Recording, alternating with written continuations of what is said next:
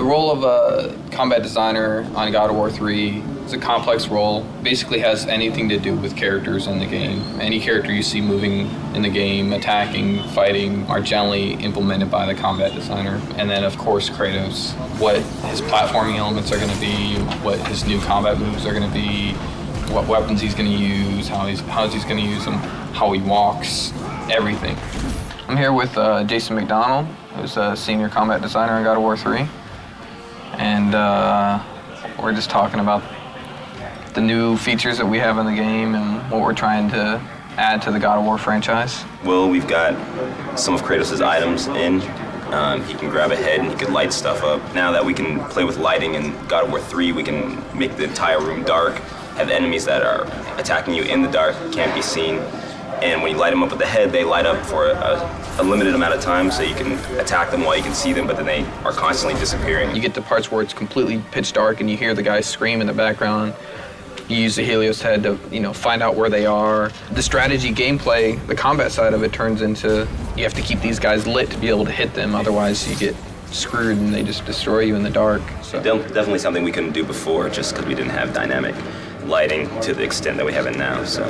We got the combat grapple in. We tried the grapple stuff in God of War 2, but since we were limited on memory and animations and things like that, we just couldn't do it, and if we couldn't do it well, then we weren't going to do it at all, so we just didn't do it.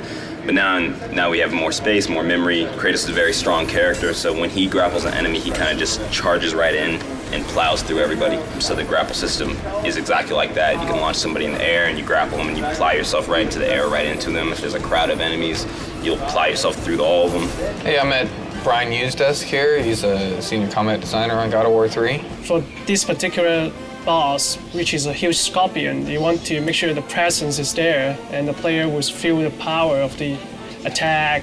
Usually for attacks for boss character, you want them to be really recognizable so the player knows it's coming, because if the player cannot recognize the move and react in time, they get hit, because it's boss character, you will take a lot of damage. So it's not fun, if you don't see the attack coming, you're being hit. So that's something that we try to work really hard on. I'm here with Jason DeHarris, combat designer on God of War 3. And we're just looking over some of the writable stuff that's early in development. So how do you think it's going? It's all right in terms of Kratos. He still wants to kill this beast that's in his way to his ultimate goal. So it's not really his friend, so he's not really telling it to attack.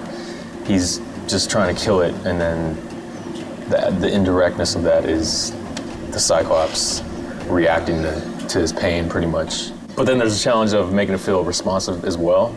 So I guess it's kind of disguising that responsiveness with the pain reaction. So even the pain reaction is really a hit, actually. As you can see, we got a bunch of grunts on screen right now. And when you're fighting all these grunts, like taking on, doing a special move or, grabbing each one and killing them, that can be kind of slow. This will be an awesome tool for, you see the Cyclops in there, and you're just like, I want to get after the Cyclops so I can jump on his back and do tons of damage and kill these guys quicker. But just like any other feature, we have to prove that it's going to be fun and good. And if it's not, we got to get rid of it, because everything has to be fun.